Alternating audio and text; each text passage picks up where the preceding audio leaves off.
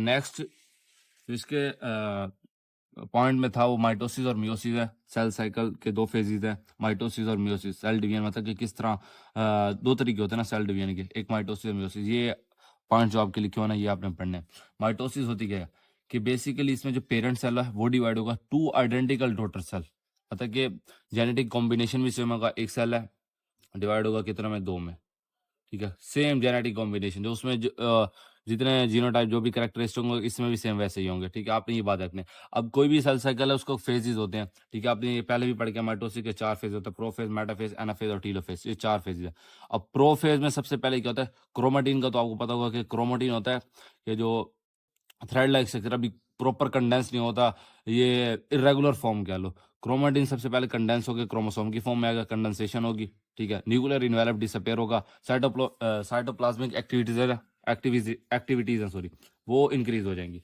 Prophase में ये चीज़ होती है, साइटोप्लाज्मिक एक्टिविटीज बढ़ जाएंगी, मतलब कि ऑर्गेनेल्स डिवाइड कर रही हैं, इस तरह की चीज़ें हो रही होंगी, ठीक है। दूसरे उसके बाद क्या होगा, मेटाफेज। अब जो क्रोमोसोम है ना ये अरेंज होने लग जाएंगे। सेंट्रियोज जो होंगे, सेंट्रोल सेल के ये न्यूक्लियस है, ये न्यूक्लियस है, सेंट्रोल ऑपोजिट पोल पे मूव करेंगे इस तरह, ठीक है। और ये क्रोमोसोम इस तरह मेटाफेज प्लेट बनने लग जाएगी, ठीक है। स्पिंडल फाइबर बेसिकली आके इधर लगेंगे और ये एक पूरी मेटाफेज प्लेट बनेगी मेटाफेज में। आपने इतनी बात याद रखनी, अलाइन हो गए, देखे ना, क्रोमोसोम एक प्रॉपर अलाइन हो जाएंगे। उसके बाद एनाफेज, एनाफेज को सेपरेटिंग फेज भी कहते हैं। इसमें जो स्पिंडल फाइबर होंगी ये कंट्रैक्ट करेंगी और जो क्रोमोसोम होंगे ना ये ऐसे अलग अलग टूट के इधर उधर जाने लग जाएंगे, ठीक है।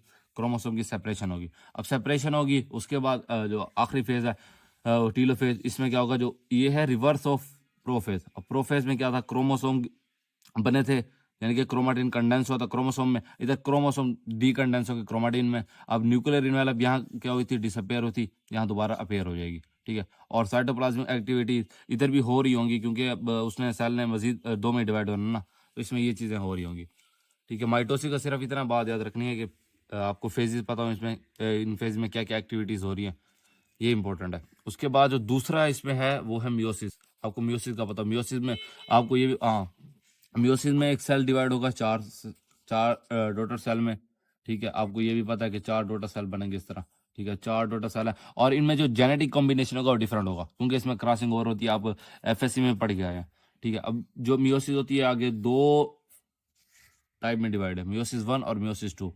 जो मियोसिस 1 है ना ये डिफरेंट है मियोसिस 2 से।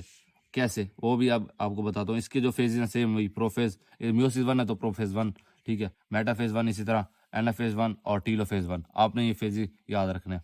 और जो मियोसिस 2 है सेम एज माइटोसिस, जैसे माइटोसिस है ना सेम उसी की तरह मियोसिस है, तो इसके फेजेस सेम वही है। इसमें अब 2 लगा देंगे, जैसे प्रोफेज 1 है तो इधर प्रोफेज 2, मेटाफेज 2, एनाफेज 2 और टीलोफेज 2। बस आपने ये बात याद रखनी है, ठीक है। अब प्रोफेज 1 में क्या होगा, सेम जो क्रोमाटिन है कंडेंस होगा, क्रोमोसोम बनेगा। उसके बाद क्रोमोसोम बन गया, अब क्रोमोसोम की क्या होगी, पेयरिंग होगी, क्रोमोसोम करीब आएंगे, उसे कहते हैं साइनेप्सिस, ठीक है। उसके बाद जो है क्यासमेटा फॉर्मेशन, मतलब कि क्रोमोसोम अब आ गया ना, ये क्रोमोसोम एक दूसरे को अप्रोच कर रहे हैं, पेयरिंग होगी, अप्रोच करेंगे, ये कंटेक्ट होगा इन दोनों का, ये क्रोमोसोम का कंटेक्ट हो गया, इसे कहते हैं क्यासमेटा फॉर्मेशन। अब क्यासमेटा पॉइंट ऑफ अटैचमेंट होता है, ठीक है। अब अटैच हो गया फिर क्या होगी, क्रॉसिंग ओवर, मतलब कि सेगमेंट की एक्सचेंज होगा।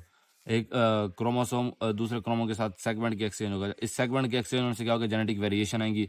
जो नेक्स्ट इंडिविजुअल पैदा होता है ना तो वो सेम नहीं होता, वो सेम क्यों नहीं होता, इसकी वजह से, क्रॉसिंग ओवर की वजह से, ठीक है। ये प्रोफेज 1 में चेंजेस आती हैं और मेटाफेज 1 में सेम वही। इसमें जो क्रोमोसोम है ये अलाइन होंगे, सेंट्रीज ऑपोजिट साइड पे मूव करेंगे, स्पिंडल फाइबर आके लगेंगे, एक प्रॉपर मेटाफेज प्लेट बनेगी सेम उसी तरह। एनाफेज वही सेपरेटिंग फेज है कि जो स्पिंडल फाइबर होंगी वो कंट्रैक्ट करेंगे और ये जो क्रोमोसोम होंगे ना वो सेपरेट हो जाएंगे, ठीक है। उसके बाद टीलोफेज जो सेम उसी तरह रिवर्स ऑफ प्रोफेज। इसमें ये रिवर्स ऑफ प्रोफेज का मतलब ये नहीं कि इसमें साइनेप्सिस क्यासमेट और ये दोबारा ये वापसी हो जाती है, नहीं। मतलब कि इसमें जो न्यूक्लियर अवेलेबल डिसअपेयर होती है तो वो इसमें रीअपेयर हो जाएगी। क्रोमाटिन क्रोमोसोम में गया था, इसमें क्रोमोसोम दोबारा डिकंडेंस होकर क्रोमाटिन फॉर्म में आ जाएगा। इसमें ये बात याद रखनी है। मेन जो इसकी चीज़ है ना वो ये प्रोफेज 1 आपने याद रखना, ये बहुत इंपॉर्टेंट फेज होता है क्योंकि इसमें क्रॉसिंग ओवर हो रही है, क्यासमेटा फॉर्मेशन हो रही है और साइनेप्सिस हो रही है, ये चीज़ें ज़्यादा इंपॉर्टेंट है, ठीक है। उसके बाद मियोसिस 2 है, ये सेम एज है माइटोसिस है, जैसे आपने माइटोसिस देख लिया सेम उसी तरह।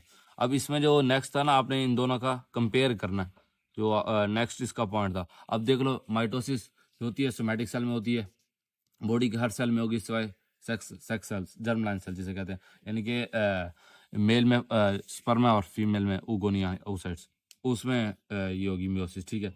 अब इसमें 2 सेल बनते हैं, इसमें 4 सेल बनते हैं। इसमें जेनेटिकली आइडेंटिकल होते हैं, इसमें आइडेंटिकल नहीं होते, इसमें genetic variation due to crossing over, ठीक है। अब इसके जो फेजेज हैं 4 ही फेजेज हैं, या कि मजीद 2 में डिवाइड है, मियोसिस 1 मियोसिस 2, ठीक है। इसमें इस तरह की कोई डिवीजन नहीं है, बाकी आगे सारा प्रोसेस ही सेम है, आपने बस ये बात याद रखनी।